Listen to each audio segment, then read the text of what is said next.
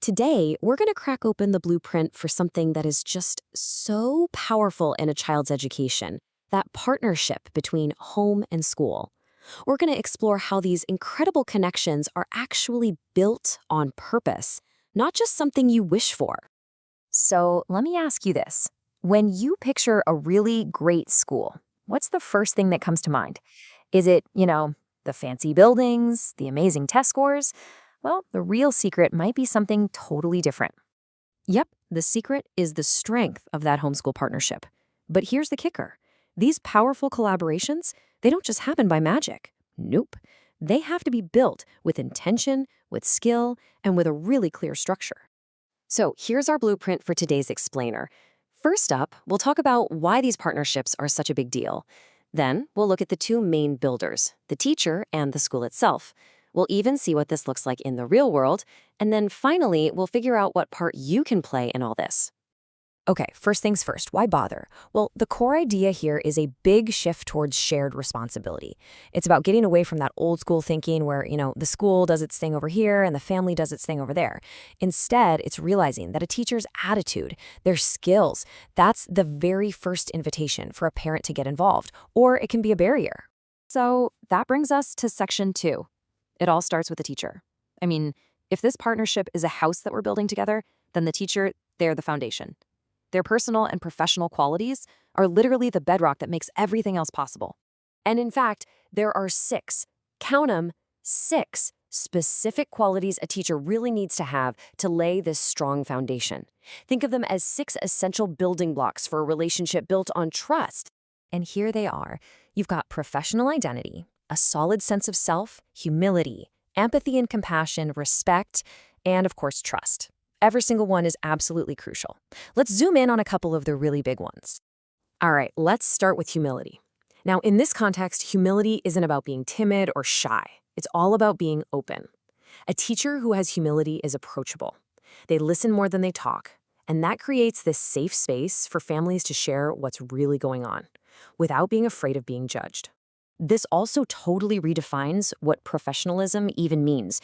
It's not the old model where the teacher is the expert with all the answers. No way. True professionalism here means creating a two-way street. It's recognizing that parents are the experts on their own kids and treating them like equal partners.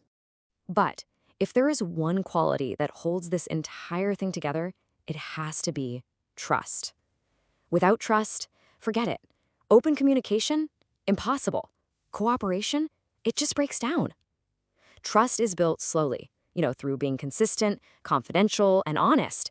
It's the absolute glue for the whole partnership. Okay, on to section 3, building a supportive school. Because look, a teacher can have all the right qualities in the world, but they can't do this alone. That strong foundation needs a solid framework around it, and that framework comes from the school as a whole. And this framework really rests on 4 key pillars. You need active support from the administration, clear systems for communication, a genuinely family-friendly environment, and real, meaningful opportunities for parents to be partners.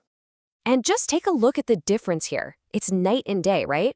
On the left, you have communication that builds walls, all this confusing jargon and one-way orders. But on the right, it's all about building bridges with clear language, real teamwork, and a little bit of flexibility. And that family-friendly environment, it's so much more than just a welcome mat at the door. It's all the little signals the school sends out. Does the front office actually feel welcoming? Is it easy to find information? Do the materials reflect the amazing diversity of the families in the community? These little things, they send a very loud message. So, what happens when it all just clicks? Well, in section 4, we're looking at partnerships in action. When you combine that foundation of great teacher qualities with a supportive school framework, you get some pretty incredible results. So let's check out a couple of these finished homes, real programs that are doing this right now. This slide shows 2 really powerful models. At the Little Eagles Learning Center, they use a well-known framework that creates clear roles for families in everything from volunteering to actually helping make decisions. Then you have the Boxberry School, which took a totally different route. It was founded by families and community members as equal partners, right from the very beginning.